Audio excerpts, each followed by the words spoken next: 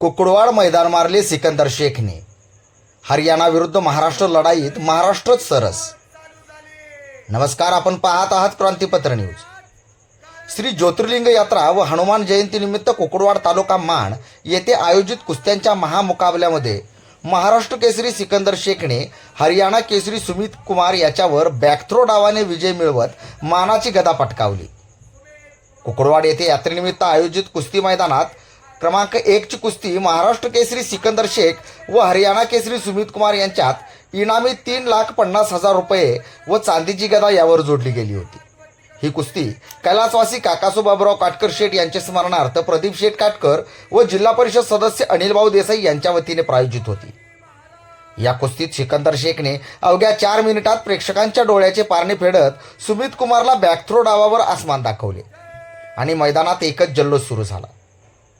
कुस्तीपूर्वी कुकडवाड गावातील sketch artist कुमारी नम्रता काटकर हिने सिकंदर शेखचे हस्तरेखित चित्र काढले होते.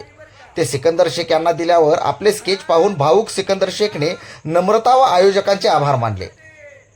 या मैदानात प्रमुख कुस्त्या लढणाऱ्या मल्लांसाठी ॲडव्होकेट दत्ताभाऊ काटकर युवा मंचच्या वतीने सन्मानचिन्ह देखील देण्यात आले.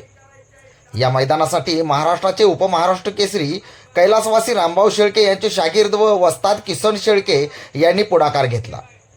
कुकडवाड गावातील नवयुवक तरुणांनी व यात्रा कमिटीने दिलेल्या साथीने एक अविस्मरणीय मैदान पार पडले आणि या मैदानाचा खरा सिकंदर हा सिकंदर शेखच असल्याचे सिद्ध झाले.